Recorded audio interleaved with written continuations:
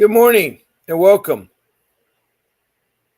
to a live podcast with Bob Pace. And here we are to fight CPS and keep our children. To fight CPS and keep our children. I give a warm welcome. I give a warm welcome. I have a phone call coming already.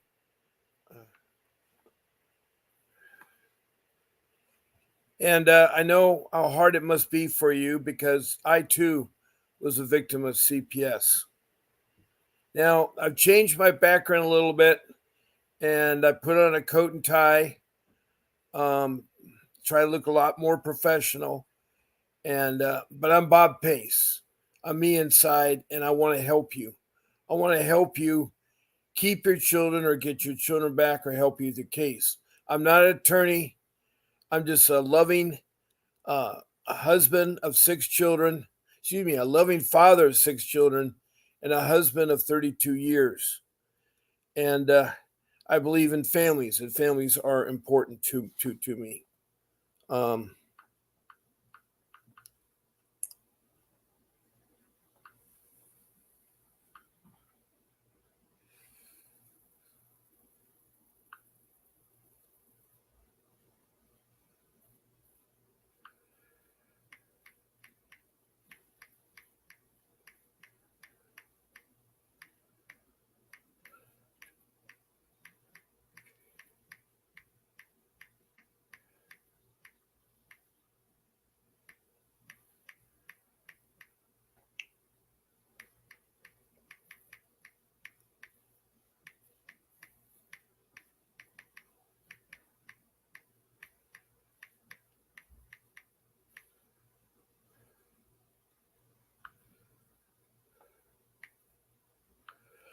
um,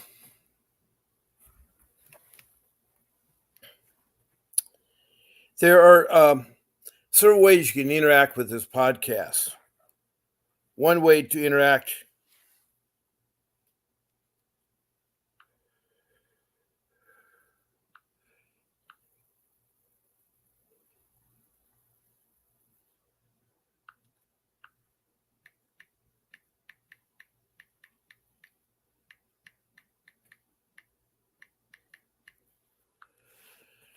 there's one way is to text comments to me.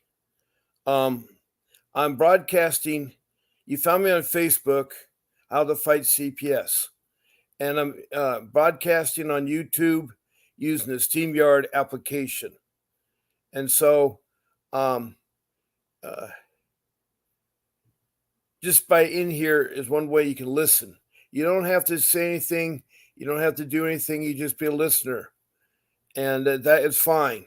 I appreciate the emojis and the comments that you make. Now, if you want to do a comment, it's important that let me see here. Do a comment. When you're trying to do a comment, it's very important you deal with the CPS, the Child Protection Services. There should be questions or comments relating to the Child Protection Services. It's an agency produced. It's an agency that's a part of social services, and it's supposed to protect our children from neglect and abuse, and get back our children. And do family reunification to get back our children. And so that is an important thing. Is we want to protect our children. But the problem being is Child Protection Service has changed. It's no longer protection or family unification. It's extreme taking of our children that are not in extreme danger. My children that were taken from me and trafficked into foster care and alienated from their parents were in school at the time that they took them. Now, how is being in school in extreme danger? How does being in school in extreme danger? There was nothing in our home that was extreme danger. There's nothing in our home. And I'll talk more about my case. But this is here to help you in your case. And I warmly welcome you and want to help you through it. I have 4 rules that I talk about. 1 being an attorney, 2 is your paperwork, 3 is saying no to social workers and not taking your children, and 4 is a research your city, your area of CPS. And I'll talk more about those rules. But going back to comments, I value what you say. Again, you don't have to say anything. I request that you show your name, city, state, or country and be complete with your case. I don't have to do a lot of ping pong ball. What I mean by that is, you start off and you say a couple of things, then I have to ask you questions. Then it goes back and forth, and it'll take a long time. If you could start off with just the makeup of your family. Is it a husband, wife? Is it girlfriend, boyfriend? Are you lovers? Are you partnership? Whatever the relationship is, if your spouse is not involved, then say so. Also, are the children from the same spouse or multiple different spouses? And how many children you have? 3, 4, whatever. And then how many are girls? How many are boys? Are they young or older? Are they in the teenage years and so forth? So you start off with the makeup of your family. Then you want to go next is what you were alleged. What person, a lay person or professional person, accused you of? Was it neglect or abuse? And the details of neglect and abuse. And so that being important, it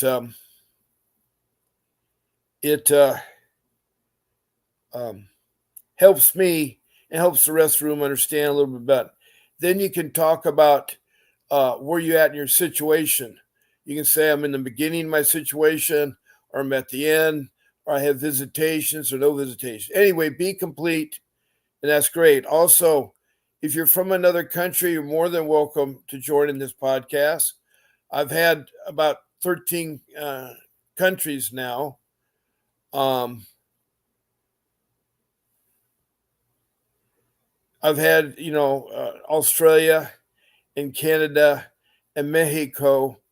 And in Europe, I've had the United Kingdom, England, Scotland, Wales. I've had Denmark and Sweden. In South America, I had Ghana, which is north of Brazil, east of Venezuela along the coast. And then I had several countries in Africa. I've had Mozambique, Rwanda, even South Africa, one of the provinces in South Africa, and Liberia.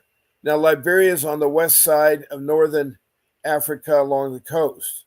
Mozambique is above South Africa, across Madagascar, down from Somalia. And Rwanda is in Central East Africa, near Mozambique. So I've had those African countries.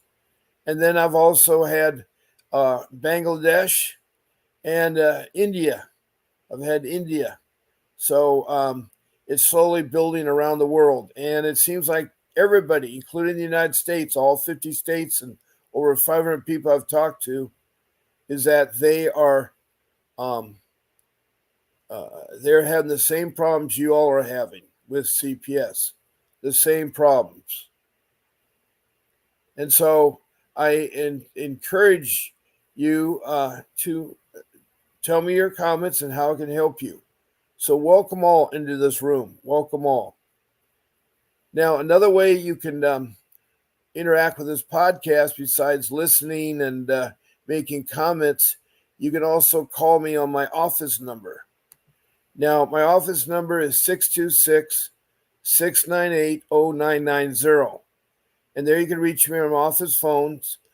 I'm on the show 14 times a week. And I am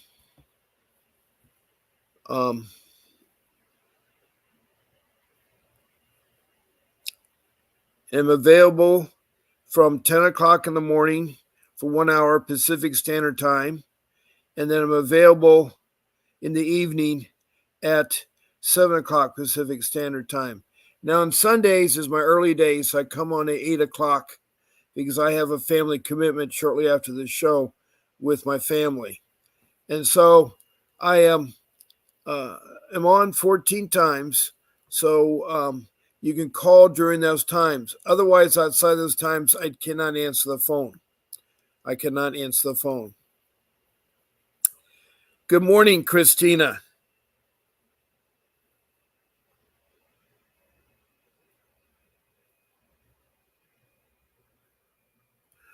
I'm so glad to see you, Christina. I'm sorry that you are so ill.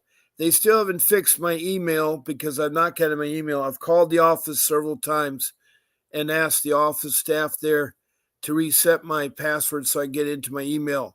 But I think about what you wrote me and sent me every day. And I thank you for being so impatient. And you can share a text I sent to CPS advocate who's been on the line earlier this morning. And so that's fine, Christina. I'm so thrilled to death. Christina further says, wow, I would like to prepare to do a meeting with you after I get my little girl piece editing because the city of Riverside foster care administrator is waiting, and so is the mayor of Hemet. Yeah, I've been to Hemet, been to Riverside. My grievance, it will show why I'm struggling and why I fail for the way I did in protecting my children. It's so much, and because of the many schools, has a lot to do with it, and being a word of the court makes them responsible for my life. Today, I add the schools, but I say from 13 to 17, I also was a ward of the court. So you have had similar problems with CPS, and it's amazing woman you are, Christina. And um, Christina right now is talking about her case, which is a long time, but she's also had a case herself. So welcome, Christina. Now, another way, you can listen to this podcast, you can make a comment, or you can call in. My number is 626-698-0990.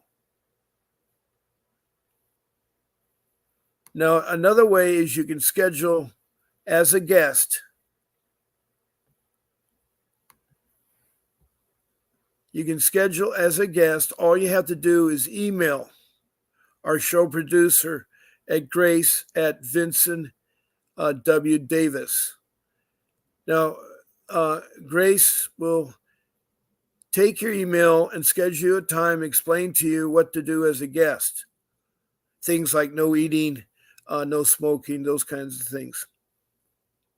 Now, as a guest, you'll be next to me and you can talk about your case and maybe help out others. Now, I have 14 shows you can pick from. All you have to tell her is I want to be on the morning show on Wednesday. I want to be on the evening show on Monday. I want to be on the morning show on Saturday. And she'll do the rest. And she'll give you the link to SteamYard so you can get on. So I email Grace at vincentwdavis.com. Grace at vincentwdavis.com. And she will definitely help you. She'll definitely help you. So I've said several ways you interact with this room. You can listen. You can make a comment. You can call in. Or you can be a guest on a show. That's 4 ways you can interact with this podcast. So I'm going to put it back to my phone number in case someone wants to call in right now.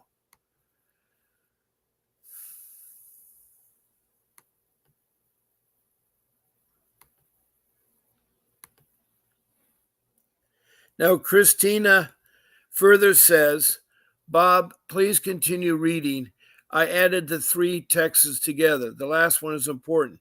Thank you so much. So Christina is putting in her text messages. She's talking about her kids and herself, and then she's had a really struggle. And it looks like the administrator of foster care is helping in Riverside. Now, foster care is a private entity. It's not run by the government. Foster care is a private entity that works with the Child Protection Services, that works with the Child Protection Services. Now, I've covered how we interact with this podcast, and I want to further contact my regular people that somehow there's supposed to be notifications sent out when I'm on, but sometimes they're late. Sometimes they are late.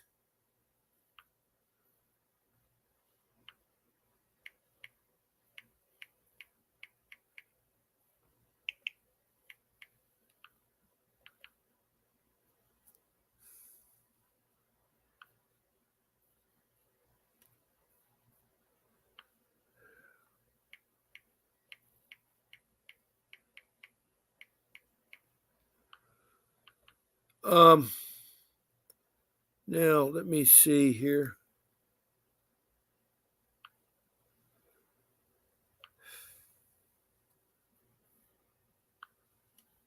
Okay. She goes on to continue that no more in November 16th, 1975 to 1980, 13 schools. I used to say I was a ward of the court in Riverside from January 78 to October 1980 with no home and a broken heart. I was so confused, but doing this text maybe when I sent to live with my sister from girls' home after being a ward of the court 1 year. Because I was raped by a stranger who picked me up thinking I was going to see my family, who I haven't talked to in a year. My sister did not have a bed for me either, no room. Why send me there? I was with her, a couple. And then there's going to be more of her story as she continues.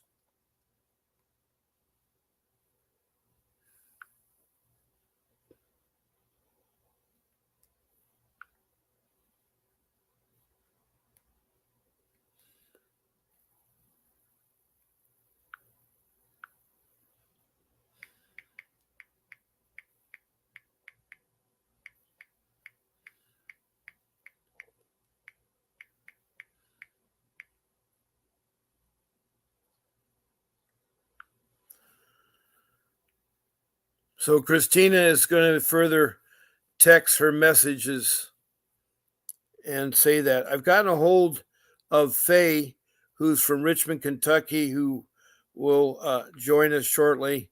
I also try and get a hold of Danielle, and she's been absent for a couple months here because her computer got broken. She's trying to save up money for another one. And so she was my co-host, and I miss her. She was from Georgia, a great woman trying to get her son, who's over the age of 18, to be the guardian of her son because he's a special needs kid.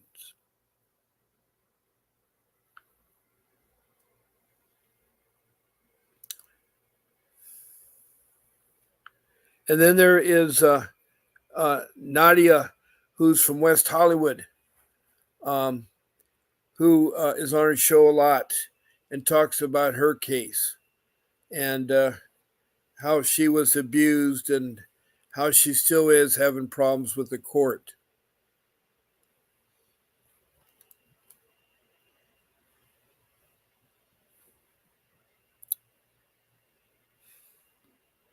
Now, right now, I'm reading what Christina is text, and she's talking about her involvement first and how she was a ward of the court in Riverside, California.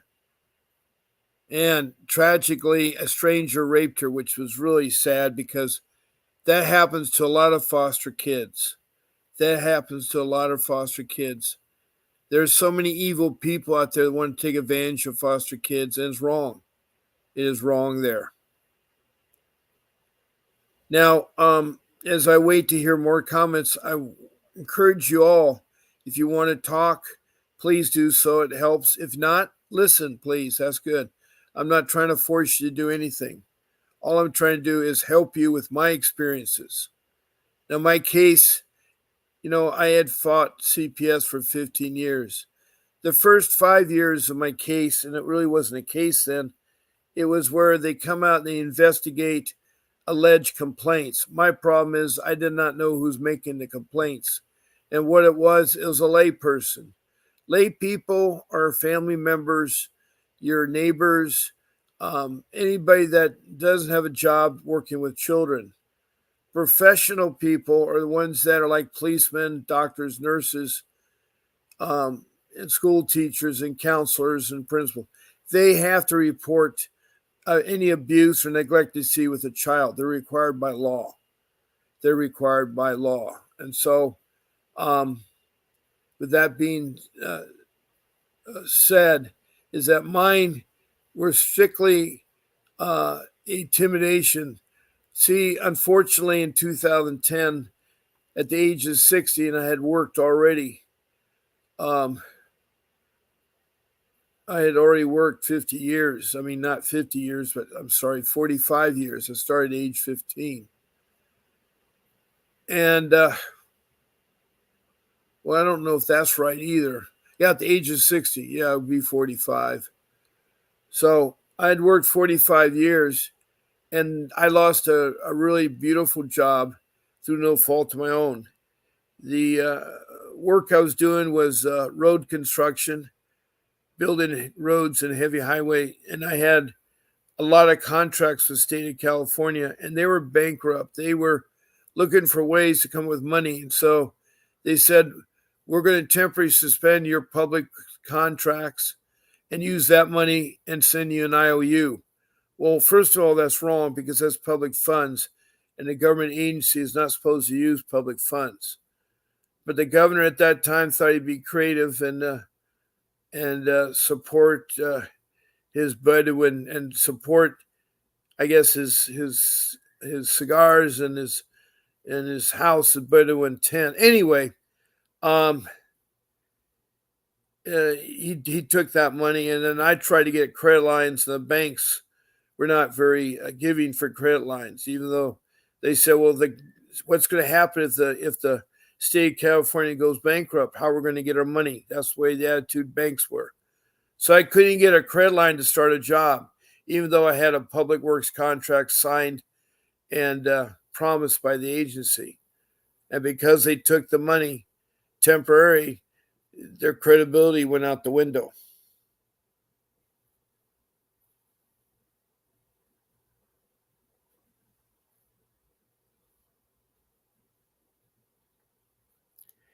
Now, Christina further says that I was a ward of the court from November 16th, 1975 to 1980. 13 schools, I used to say. I was a ward of the court in Riverside, January 78 to October 1980, with no home and a broken heart. I was so confused. Yes, but doing this text maybe when I'm set to live with my sister from a girls' home after being awarded the court because I was raped by a stranger who picked me up thinking I was going to see my family, whom I haven't talked to in a year. My sister did not have a bed for me either, no room. Why send me there? I was with her a couple, and she has more that she has to said. I think I've read that once before. I thought that was part, but anyway, that is the part of the text. Now, my case, it started for 5 years of false allegations. And see, I think allegations should be in writing and a person should sign their name. The agency can keep them confidential, but if they prove that they're lying, they should be released and they should be prosecuted. That's wrong to make up a story to gain your gain on somebody. That was terribly wrong. And I'm sorry that my in laws were like that. My wife is so devastated.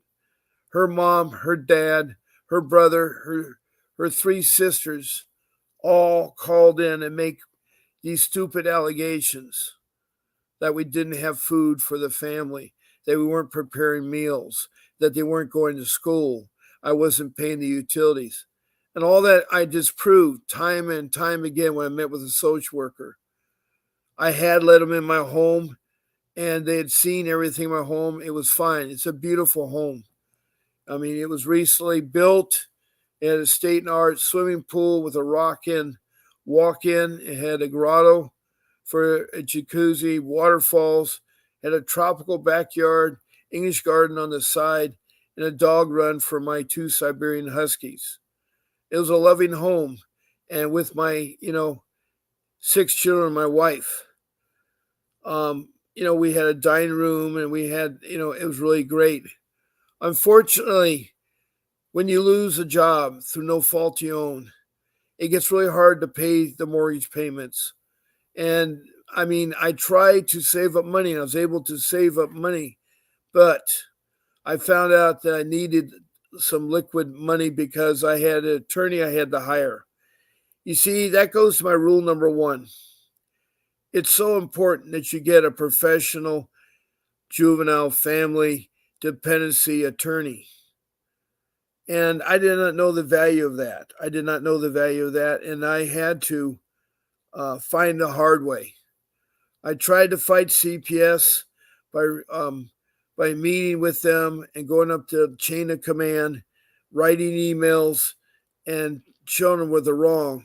But every time I pointed out they were wrong and doing something bad, I got further and further hardship on me and my family. My wife and I went through so much hardship. It was so bad that she had to leave the home and go to the women's shelter because when we were found in court that we had neglected our children, which wasn't true, the basis of their neglect was after 5 years of investigating all these false allegations and everything else. Unfortunately, my mom and dad were dying. In 5 years, I was using my savings to pay the mortgage and stuff. But I didn't have any money for the storage units I needed to put my parents' belongings into. They wanted to liquidate their home. They want their belongings to go to their family and friends. They had over, 55 years of belongings to dispense with. And so I said, sure, mom and dad. And so my daughter, my youngest daughter, went with me and took her belongings and put it into a truck and moved it down and tried her best to help my parents out. But when I brought the belongings, I couldn't leave them out on the tarmac with a cover over it, a plastic cover, because I lived in a private neighborhood and the CCRs would allow it. So I had to put it inside my house. So I stacked the boxes and the furniture in the living room area. I did not stack them in the children's bedroom. Their bedrooms were spotless. They each had their own bedroom and there was a bathroom. So the upstairs part of the house was free. But CPS, the Child Protection System, got the help of the police department and had a detective follow me. I did not know that. And I picked up my youngest son from school. And I was driving to pick up my wife, who was done with an errand that she had done in downtown. And as I got closer to downtown, a black and white reversed and came up behind me and put his lights on. And I'm respecting the law. I pulled over, not knowing what I had done wrong. And I hate to say, but the police department is very corrupt here. They have no people skills, and they could care less that you are a resident of Huntington Beach, or someone has given a lot to where I live. And the detective informed me Well, okay, first the traffic officer said, "Did you know you ran a stop sign?" And that's kind of a hard way to greet somebody. I think policemen have got to learn. Thank you, Christina. Thank you. I tried all that. But the policeman was very rude, no people skills. And after he said that, I said, "Well, there was a stop sign as close to where my son got out of school, but that was 10 miles back, about 15 minutes. Why do you pull me?" And he wouldn't answer my questions. He said, there is a guy that wants to talk to you. And then this guy got out of a green beat up old car, unmarked car, and he strutted. And you can say the way he walked that he thought he was the biggest, baddest policeman in the world. And so he was the detective in combat gear strolling up. He did have a badge, so I thought he was for real. And he says, "You're going to follow me." I said, "I'm going to do what?" I said, "What did I do wrong?" He said, "You're going to follow me." No question. And my problem is I believed in the police. I believed in our government agencies. And they lied, they deceived me. And I said, "Okay, I have nothing to hide. I can follow you. Want me to take back my home?" I said, "What about my wife?" He says, "Don't worry about your wife." He could care less about my family. And that was the detective that the Child Protection Services of Orange County contacted. And they're treating me like I was some type of heavy criminal. I have a clean police record, nothing on me. All I had was 5 years of a child protection agency, the CPS system, trying to catch me that I did something wrong. Why? They knew I was unemployed, so I didn't have money for an attorney. So they do take advantage of people that are homeless, low income, or no job, and they really do. They really do. And I trusted the police. I trusted the government. I trusted CPS. But CPS is awful. It is so awful. They they they don't care about human beings. And I'm going to say why. Because all I'm going to do is give you some examples. There is in Prescott, Arizona, a child protection agency, the CPS system there. They call their department Department of Children's Services. Oh, my back is hurting. Oh, boy. All right, drink some water. Excuse me for the noise of the water.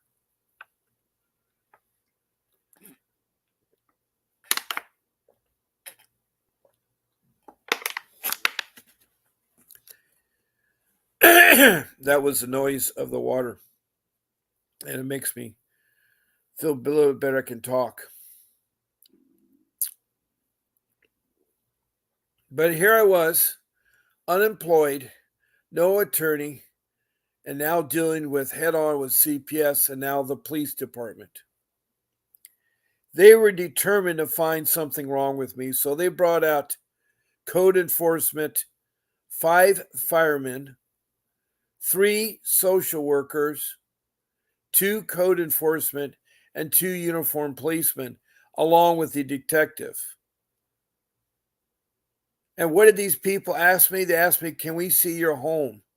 Now, I should have said back at the time that the policeman pulled me over, either write me a ticket or arrest me. I did not press the envelope. I should have done that because they would have let me go. Because they had nothing to arrest me on and they had nothing to write up a ticket. But I said, "Write me a ticket. I'll fight it in court." But I didn't think about those things. Now, Christina says something further.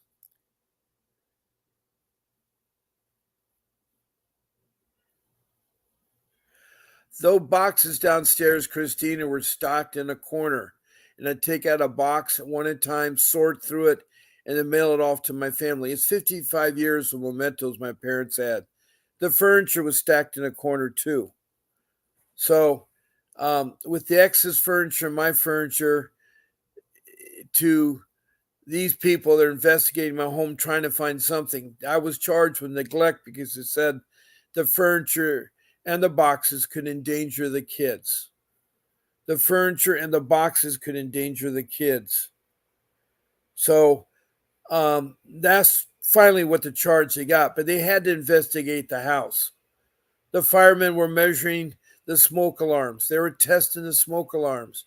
They were testing my fire extinguisher near the stove. They were looking for some violation that I had. Code enforcement was looking at my yard, about my fence, about the fence around the swimming pool, that the back door had a lock that people couldn't enter the pool. They're worried that because I had young children. My children weren't that young. They all were swimmers.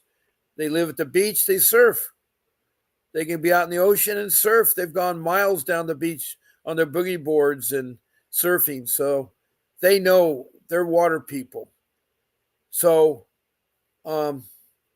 this was in the year 2010 when they started investigating. It was 2015 when they came to my house again and saw my parents' belongings. And they were trying to make a big story about that.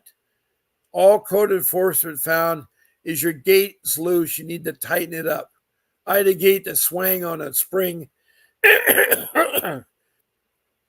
And the bolts that were holding the gate, so they were loose. And then they said your yard needs trimming. Well, I had a gardener that took care of my yard, but I couldn't afford him anymore. So I had to do it myself, and I guess I'm not a very good gardener, but they said it needed trimming. That's all that code enforcement could find out. The fire department found nothing. And the policemen that walked through couldn't find anything, but they did take their combat boots and lay dirt all up my stairs on my white pillows that they stood up on my bamboo furniture that wasn't very strong, and they broke it. The weight of them broke my bamboo furniture. They could care less. They wanted to look out the window to see how beautiful the house was. They'd never seen a house with walk-in closets. I mean, these people, they're investigating me, were a lot lower class than me. And so for some reason, maybe they were jealous or something. I don't know. I have been always a volunteer in that city. I've held many a surfing contest. My name is engraved in the sidewalk. So I'm well respected. But this case in 2015, they show no respect. And I did not know how bad CPS is. CPS, the Child Protection System, is the worst. And I've heard this from so many people, state after state after state. I've only had one social worker call in, and that social worker talked for 40 minutes from Maryland. Her name was Carol. She gave her last name. I didn't go and verify it, but she said they don't do that there. She said that she was a clinical psychiatrist and that she had gone through 6 months of training. And so anyway, I challenge any social workers that are listening to call in. Any social workers that are listening to call in. Now, my back is really hurting bad because I think the pillows behind my chair are not adjusted right. So if I scrinch a little bit, it is hard. It is hard. And today I get to shop for food after 11 days of no food. So I'm really excited because I got paid. So finally. Christina asked, did the living area have a family room? Yes, there was a family room with a fireplace and the back door to the swimming pool with big windows. Adjacent to the family room was the kitchen with a center console, all built-in appliances, and then there was a breakfast nook area. Then there was a formal dining room that could seat 8 people. That was separate. There was no belongings in those rooms. It was all strictly held to the living room. There was a downstairs study that could be used as a bedroom, And upstairs, there was the master bedroom with double wide doors, walk-in closet, a separate toilet closet, and a jacuzzi. Furthermore, there was French doors, and it looked out to the swimming pool. The kids each had their bedroom. My son and my daughter each had their bedroom.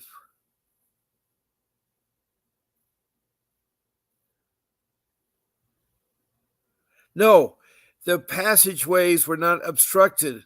It'd be a fire hazard if they were. I'm I've been doing volunteer work for the American Red Cross for 50 years. I'm disaster trained.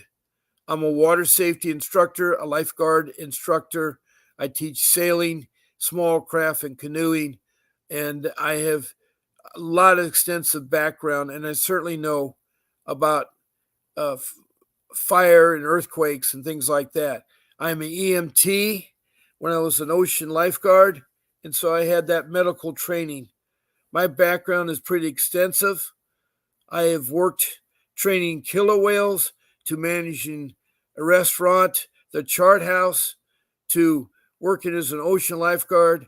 I was a secondary teaching teacher, taught advanced placement biology and advanced placement chemistry at a high school. I've taught at the university in a marine cetacean course. As I said, I trained these huge animals called killer whales.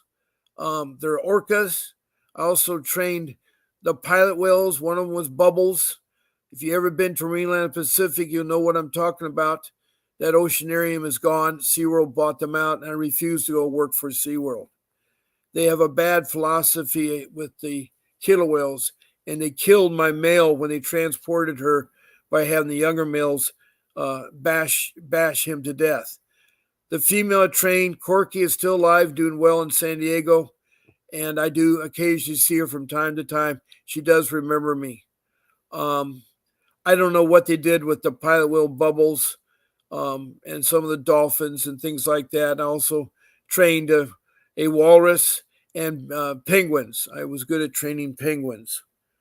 So I am a very well-to-do man. I mean, I have lots of experience and I can pretty much handle anything, but I wasn't able to handle CPS because of the dishonesty, because they cheat, they lie, they're not transparent, and they're vindictive. I was talking about social workers and what kinds they are. Thank you, Faye. I hope I look okay. I'm told to wear a coat and tie to look more presentable, and I've changed my background. So hopefully this background looks nicer than the previous one. And so I'd be embarrassed right now to show my home right now because I live in a little apartment and it's really hard. So I'm glad you're here, Faye. Faye is from Kentucky. Christina has been keeping me company and reading her story and listening to my story. And so, yes, the police were wrong. The social worker was wrong. The firemen found nothing. The court enforcement was something that's easy to fix. I just took a wrench and tightened the bolts on the gate. And then I did try to trim the bushes as best as I can. So, it's sad because no one was helping me. My in laws, who could help me, were trying to take our children. They weren't at our wedding. And for 32 years or 35 years, I've been fighting them. And I did not know that they would drop. And one of my wife's sister is a social worker. So she knew the right buzzwords. She knew how to contact the agency. So they used the agency. So I have just really have struggled, and I'm still struggling now. I have to get back to a real line of work to do. I have to take care of my family. My young son now is 18, but he still is at home. My other son is 24. He still is at home. It's hard out there. It's hard out there with the money. Gas. I mean, when I was their age. Gas was 25 cents a gallon. Bread was 10 cents. Milk was $1 a gallon. I don't know if the rest of you can remember that time period, but it was really nice. And people back then cared about each other. I'm from the Woodstock generation. I've been to Woodstock in August of '69 in New York. And I experienced that happening. I experienced the 60s, the 70s, the 80s, the 90s. And I thought I did the right thing by getting a job and working 60 hours a week. And unfortunately, I got myself in this spider place called CPS. Now, I was talking about the social workers, excuse me, in Prescott, Arizona. In 2022, 8 of these social workers, they all were women, and they all were white, and they decided to buy pink T-shirts, and they had stenciled on the front of the T-shirts that they're professional kidnappers. Professional kidnappers. And on the back of the T-shirt, they said, "Do you know where your children are at? Do you know where your children are at?" And these children are your children. And they paraded around in Target, in Costco, in Walmart. And they were intimidating parents. Now, they were caught. And right away, they were dismissed, along with the director of the Department of Children's Services, DCS, there in Prescott, Arizona. They left, but they had 25 years of social experience. Now, how are the children being protected in Prescott, Arizona? They had one social worker left, a guy. So how they're being protected? And who would trust a social worker? I'm trying to tell you, that is your typical social worker. They steal children. They steal children. Why? Because it's an $80 billion business. I know firsthand that our 3 children that were stolen, that the state was paying the Orange County Child Support Agency down there $20,000 per child. That's $60,000 a month. And I met with the director of the Orange County Department of Children's Services in there, and he had a Taj Mahal of a place. You know, social workers and social should not be a place you go and see gaudiness. You see rich. And then you hear about the social workers getting paid bonuses for keeping the children, for taking the children. They do that for the money. My social worker was a 23-year-old girl that wasn't married, that had no idea what a family was. I don't know if she even had a high school education. She had no college degree. She had no license, and she had very little experience. She didn't mentor anybody. And here she was dictating my life with my children. And my children were put in a horrible, horrible time. They were immediately in danger and taken from their schools because they thought they're in immediate danger. Where did they put them? They put them in a block house next to the Orange County Court. No landscaping, no prettiness. And behind it was a juvenile prison. Juveniles serving time in prison. And their play yard adjoined the children's play yard. So there's no protection from the juveniles interacting with the children. And the place was overrun. It was overcrowded. And on top of that, if that wasn't bad enough, there were beehives. And the beehives could attack the children. They could sting the children. Did anybody there care? No. The food was awful. It was dirty. It was overcrowded. The sleeping arrangements were terrible. And their idea of school was reading them books. Now, my children need to go to school.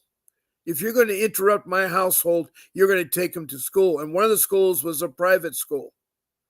And I'm sorry you have to drive them to the school. But social service didn't do that. They could care less. They said reading a book is good enough. The mentality of social workers is so bad from the director all the way down. I met the director. It's a waste of time. Everything I said to him in one ear went out the other ear. And unfortunately, I didn't have money for an attorney, and I had to sell my house to do so. And I did not know I needed an attorney. I did not. What if I knew what I knew now? My kids never would have been taken. They never would have been set foot in my house, and my attorney would be dealing with them. My attorney would be dealing with them, and my kids never would have been taken. Never would have been taken, and then we would have, had them put out our life. And if they kept at it, we would have sued them. We would have sued them, and I would have filed a grievance against the police department, and I would have sued the city. I would have sued the city. But that's Monday night quarterbacking, and you can't go back. You cannot go back. So from 2010 to now,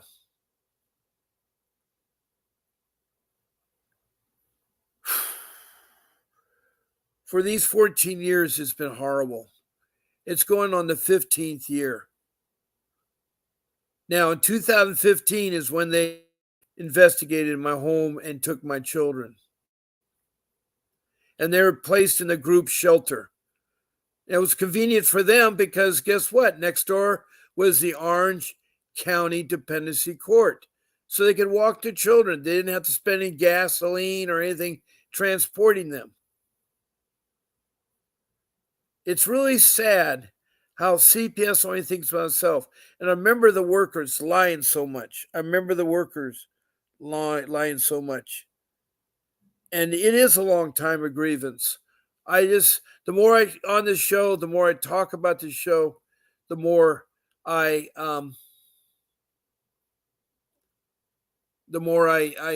see and understand how awful. I am determined to gain my respect and to protect my family and to get better with my life. I'm determined. You would think that the government is supposed to protect the people, for the people, by the people. Remember our bylaws, the preamble, the Constitution of the United States? I don't think where I live, they believe in the Constitution of the United States. I don't believe my civil rights, my constitutional rights have been so brutalized. It's terrible. And if I'm sounding angry, I have a right to be so because this is a long time. Now, my kids were in their captivity for 3 years, 3 miserable years, with foster care people abusing them, with my kids being treated badly, being hit upon, and be hurt upon. My kids are still suffering. And on top of that, I told you about the pink ladies. Let me tell you about my lady. She wasn't pink. She was a punk girl, a girl that didn't know anything. And what happened is we're going through a case, and on the stand, she was testifying, and there was my wife's sister who wanted to adopt our youngest daughter. And they were trying their hardest to present that they were a good family and everything else. Well, I had hired an attorney. I had waited about a year and I hired Mr. Vincent W. Davis. He's an excellent attorney. And I hired him. And the lady, the social worker, was on the stands. And so Mr. Davis had asked the social worker, did these parents ever have problem with domestic violence? And the social worker lied. I could not believe. Oh no, they're the most loving and caring parents. Well, Mr. Davis had some information from them for that social worker. He pulled out all these police reports and all the trouble that these two individuals that are going to take our daughter had domestic violence. And in that domestic violence, it was really bad. And she lied. And when she lied and she was caught with the lie, she was so embarrassed. She was so embarrassed.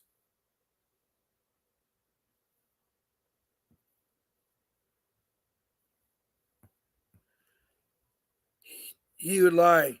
And so what happened was that social worker told me and my wife that you're never going to see your daughter again. She retaliated. And how she did that? She told our daughter at age 12, you're going to divorce your parents, you're going to change your name, and you're going to seal your birth certificate, and you're going to be adopted by foster care. And our daughter, that was so young and naive, listened. She was duped into thinking that was the right thing to do. My kids were alienated from the parents by the social workers, and that was against the law. No one was telling what your parents are doing. Your parents taking. I took parenting classes. I took programs. I took anger management program. I took parenting classes, and it got really bad. It got bad. The police, by the way, arrested me also. Didn't take me down. Didn't really arrest me. I don't know if it's called arrest, but the police detective made up all bunch of lies and gave the information to the district attorney, who in turn filed criminal charges against me and my wife. We had 2 criminal charges filed against me, against my wife, with 3 counts each because of 3 children.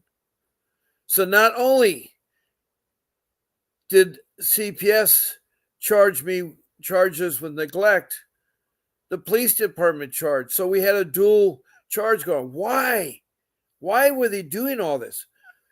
1, they were angry because 5 years I'd fought them off. 2, I wasn't made always available to talk to them. I didn't think it was important to talk to them. So they were doing revenge.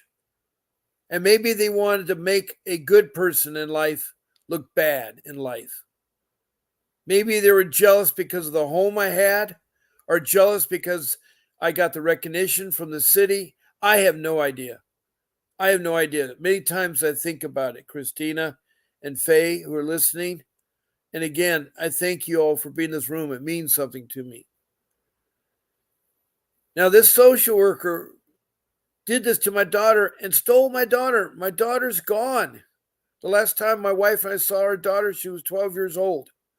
Now, I encourage our boys, even though she's divorced from the boys, to see my daughter. Last night, my youngest son had a birthday with my youngest daughter. Her birthday was the 9th, and they arranged to have a date, and they went out and they saw each other. So both of my sons are still interacting with my daughter. So that's a good thing. I don't discourage that. But why can't mom and dad interact with our born? And why did Child Protection Agency do this harm to me? Why? Why did they? Now, I could sue. I could file a civil suit. But right now, I'm told it'll cost me $50,000 to file a civil suit. I don't have $50,000. I lost my home. My home's gone. I worked 40 years for it. I sold my home. I sold my home half of what it's worth so I can make a quick sale. Half of what it's worth. I sold my home for what I paid for it 15, 20 years ago. It was sad. It was sad.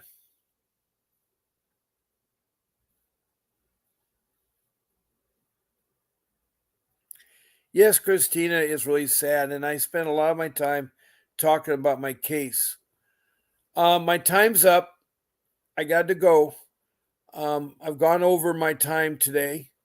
I hope you like my new look now. Hopefully, I look more professional, and with my coat and tie. And I hope you like the background. And again, if I make some noises, I apologize if I'm making the noises there, because drinking water sometimes is hard. But please take care of your children. Please fight. Don't give up. And watch my shows, because I go over the rules. I go over things. So God bless all of you. And thank you for listening to me. And thank you, Christina, for sharing your life uh, and from California. And thank you, Faye, for showing up. I know how hard it is from Richmond, Kentucky. You guys are great. And I want to thank all of you for listening. God bless you. And this is Bob signing off. I'll see you tonight at 7 o'clock.